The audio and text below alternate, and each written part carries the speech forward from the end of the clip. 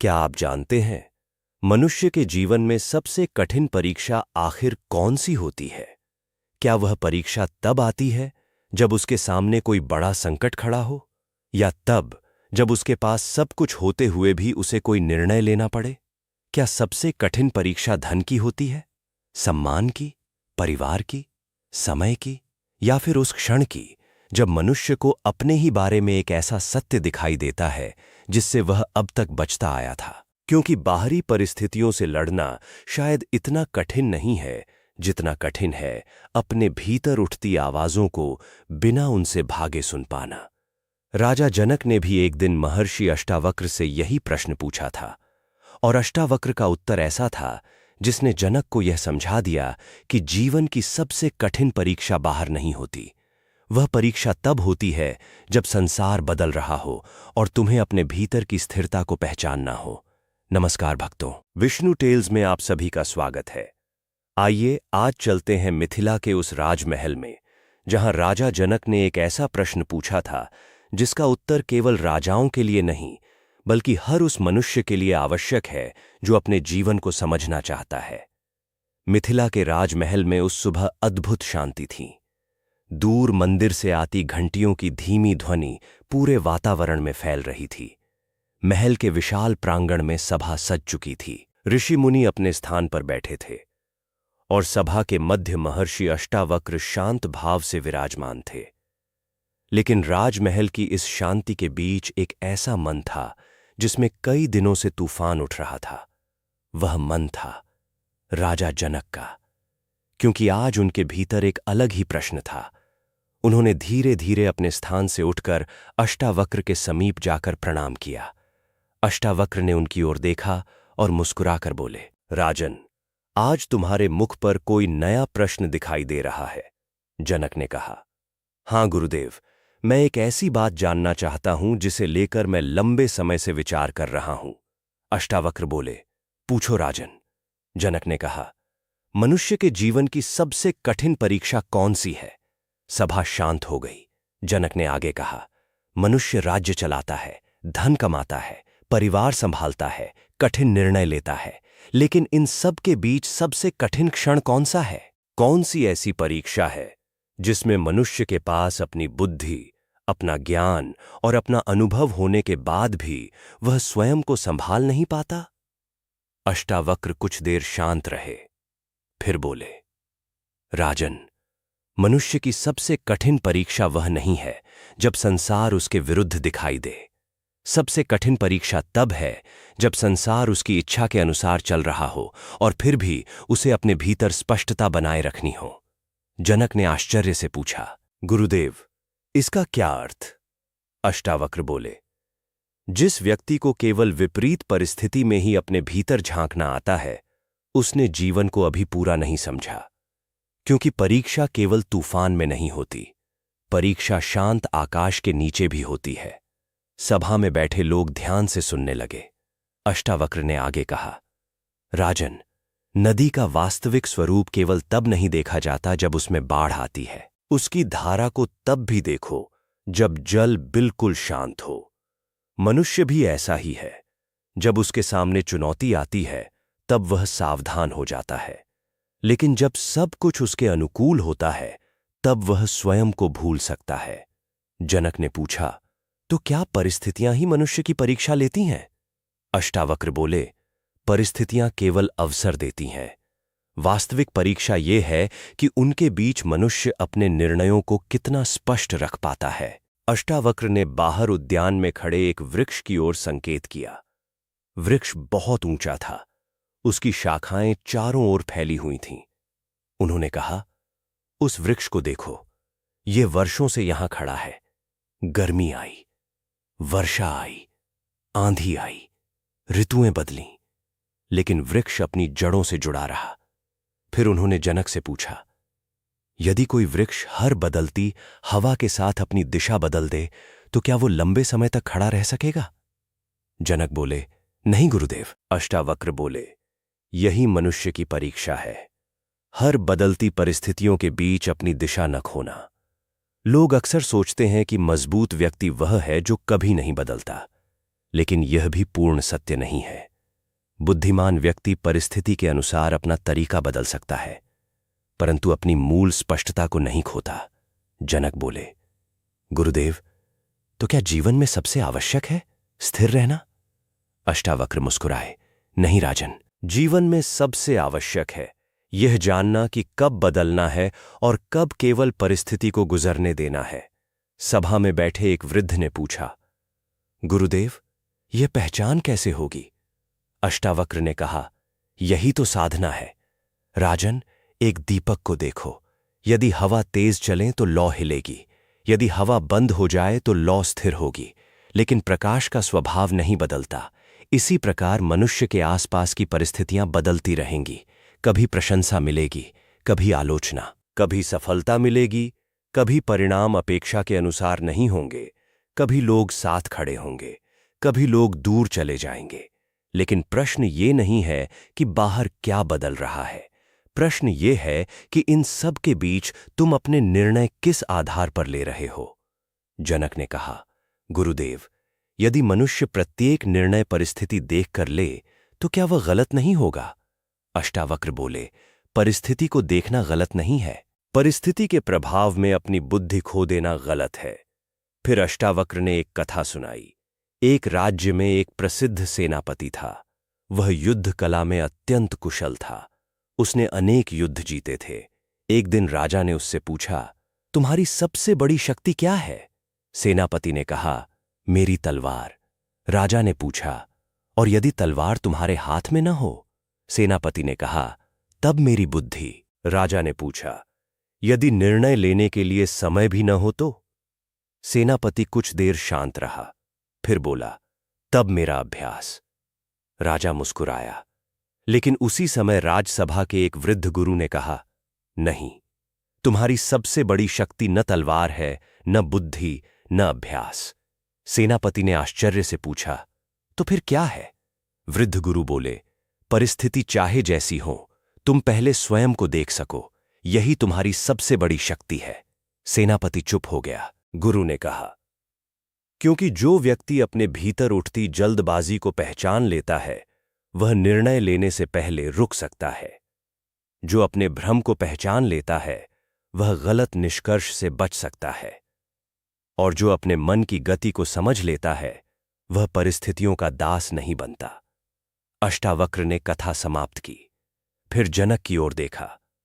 राजन, यही कारण है कि जीवन की कठिन परीक्षा बाहर से अधिक भीतर की होती है। जनक ने पूछा, गुरुदेव, क्या इसका अर्थ है कि मनुष्य को हर समय अपने विचारों को देखते रहना चाहिए? अष्टावक्र बोले, हर समय विचारों को रोकना आवश्यक नहीं, उन्हें पहचानना आवश्यक है। आकाश में बादल आते हैं, क्या आकाश उन्हें रोकता है? नहीं। क्या आकाश प्रत्येक बादल के पीछे भागता है? नहीं।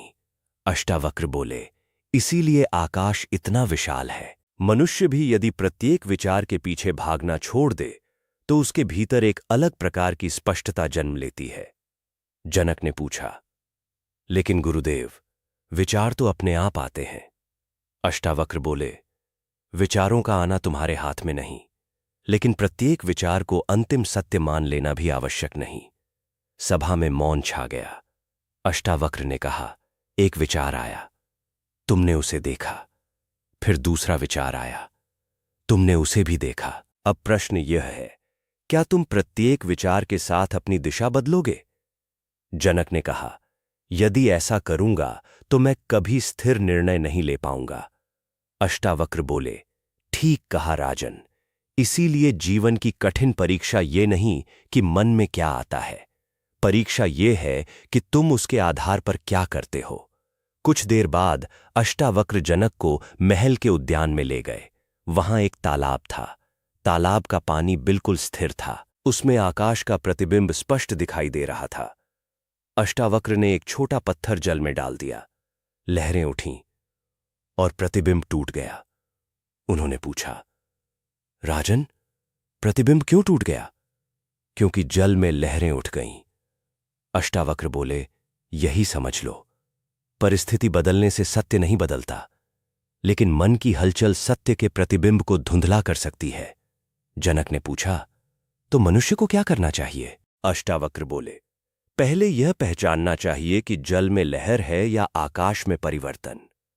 अर्थात जो कुछ भीतर चल रहा है उसे तुरंत बाहरी सत्य मत मानो।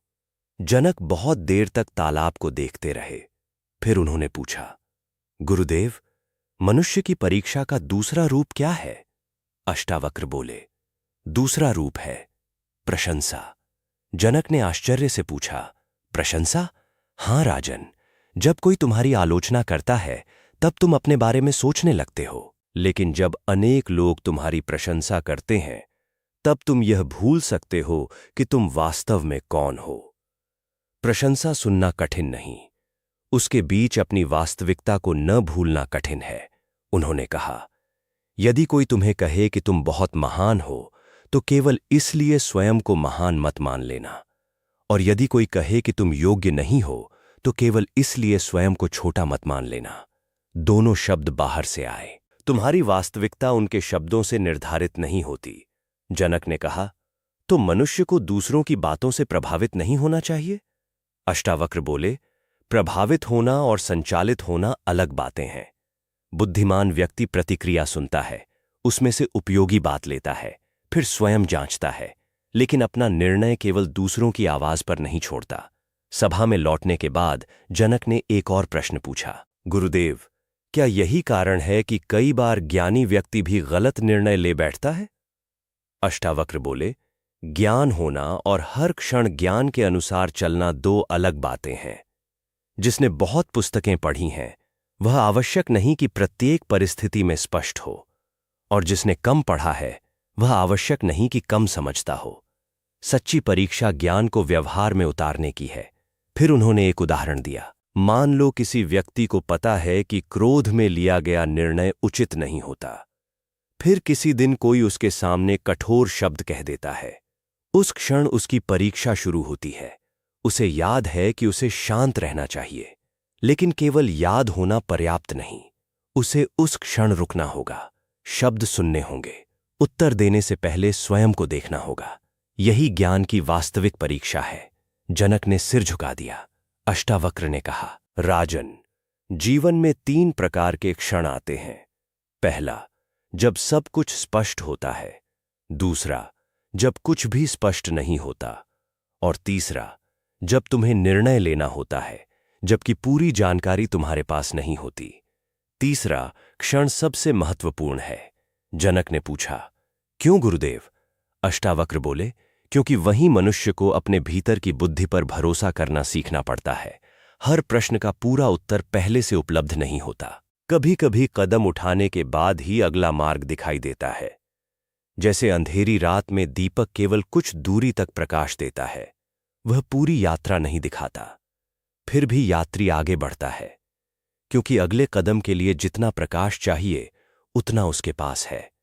जनक ने कहा, गुरुदेव, लेकिन यदि निर्णय गलत हो गया तो? अष्टावक्र बोले, तब उससे सीखो। मनुष्य को हर निर्णय में पूर्णता की आवश्यकता नहीं, उसे ईमानदारी की आवश्यकता है। जिस निर्णय को उस समय उपलब्ध समझ और जानकारी के आधार पर लिया गया, उसका परिणाम बाद में अलग हो सकता है। इससे यह सिद्ध नहीं होता कि हर निर्णय पहले से जाना जा सकता था। जीवन कोई ऐसा ग्रंथ नहीं जिसे एक ही बार में पूरा पढ़ लिया जाए। यह प्रत्येक क्षण खुलता है। फिर अष्टावक्र ने जनक से पूछा, राजन, तुमने किसी धनुर्धर को निशाना लगाते देखा होगा? तीर छोड़ने से पहले वह क्या करता है? जनक बोले, वह लक्ष्य देखता है, धनुष को स्थिर करता है, श्वास को नियंत्रित करता है, फिर तीर छोड़ता है। अष्टावक्र बोले, यदि तीर छोड़ते समय वह अपने आसपास बैठे लोगों की प्रतिक्रिया देखने लगे तो निशाना बिगड़ सकता है। यदि वह अपने पिछले निशाने को याद करके वर्तमान लक्ष्य से ध्यान हटा दे तो तब भी निशाना बिगड़ सकता है। यदि वह अभी छोड़े ही नहीं और केवल ये सोचता रहे कि तीर कहां जाएगा, जनक मुस्कुराए तो भी निशाना नहीं लगेगा। अष्टावक्र बोले, यही मनुष्य का जीवन है। बीते हुए क्षण से सीखो, आने वाले क्षण के लिए तैयारी करो, लेकिन वर्तमान कर्म के समय अपना ध्यान उसी कर्म पर रखो। अब जनक की आंखों में एक नई समझ दिखाई दे रही थी। उन्होंने कहा, गुरुदेव, अब मुझे लग रहा है कि जीवन की कठिन परीक्षा शायद बाहरी परिस्थिति नहीं और न ही स्वयं को दूसरों के शब्दों से परिभाषित करना। अष्टावक्र ने कहा, हाँ, अपने विचारों को अंतिम सत्य न मानना, हाँ, और निर्णय लेते समय भीतर की जल्दबाजी को पहचानना। अष्टावक्र मुस्कुराए। अब तुम प्रश्न के समीप पहुंच रहे हो, राजन। फिर अष्टावक्र ने एक अत्यंत सरल बात कही, मनुष्य की सबसे कठिन परीक्षा तब होती है जब उसे स्वयं से ईमानदार होना पड़ता है। वह दूसरों को समझा सकता है, दूसरों से अपनी बात छिपा सकता है, दूसरों के सामने एक रूप दिखा सकता है, लेकिन स्वयं से कुछ छिपाना लंबे समय तक संभव नहीं। जिस दिन मनुष्य अकेला बैठकर स्वयं से पूछता है, मैं जो कर रहा हूं, क्या वह वास्तव में सही है? मैं जो बोल रहा हूं, क्या वह मेरे भीतर की सच्चाई से मेल खाता है? मैं जो निर्णय ले रहा हूं, क्या वह स्पष्टता से लिया जा रहा है? उस दिन वास्तविक परीक्षा शुरू होती है। सभा में गहरा मौन था। किसी के पास कहने के लिए कुछ नहीं था। जनक ने पूछा, गुरुदेव, यदि कोई व्यक्ति स्वयं से ईमानदार होना शुरू कर दे तो उसके जीवन में क्या परिवर्तन आएगा? अष्टावक्र बोले, सबसे पहले उसे अपने भीतर बहुत सी आवाजें सुनाई देंगी, कुछ पुरानी मान्यताएं दिखाई देंगी, कुछ ऐसे निर्णय याद आएंगे जिन्हें वह कभी समझना नहीं चाहता था, कुछ ऐसे व्यवहार दिखाई देंगे जिन्हें वह उचित मानता रहा। लेकिन घबराने की आवश्यकता नहीं। सत्य को देखना स्वयं में एक परिवर्तन है। जैसे कमरे में दीपक जलाने के बाद वस्तुएं दिखाई देने लगती हैं। दीपक वस्तुओं को बनाता नहीं, वह केवल उन्हें स्पष्ट करता है। इसी प्रकार स्पष्टता तुम्हें नया व्यक्ति बनाने से पहले तुम्हें तुम्हारा वास्तविक व्यवहार दिखाती है। जनक ने कहा, गुरुदेव, क्या इस परीक्षा का कोई अभ्यास भी है? अष्टावक्र बोले, हां राजन, प्रत्येक रात कुछ क्षण अकेले बैठो और स्वयं से 5 प्रश्न पूछो। सभा में सभी लोग ध्यान से सुनने लगे। अष्टावक्र ने कहा, पहला प्रश्न, आज मैंने कौन सा निर्णय पूरी स्पष्टता से लिया? दूसरा, आज कौन सी बात मैंने बिना जांचे सत्य मान ली? तीसरा, आज किस क्षण मैंने केवल किसी की प्रतिक्रिया के आधार पर अपना व्यवहार बदला? चौथा, आज किस परिस्थिति में मुझे रुककर सोचने की आवश्यकता थी? और पांचवां, यदि मुझे आज के पूरे दिन को फिर से जीना हो तो मैं अपने किस व्यवहार को अधिक सजगता से करूंगा? उन्होंने कहा, इन प्रश्नों के उत्तर किसी और को मत देना, उन्हें स्वयं के सामने रखना, क्योंकि यह अभ्यास किसी दूसरे व्यक्ति को बदलने के लिए नहीं है, यह अपने निर्णयों को स्पष्ट देखने के लिए है। जनक ने लंबे समय तक मौन रहकर इन शब्दों पर विचार किया। फिर बोले, गुरुदेव, अब मुझे समझ में आ रहा है कि मनुष्य की सबसे कठिन परीक्षा किसी एक घटना का नाम नहीं है, वह तो प्रत्येक दिन अलग अलग रूप में सामने आती है।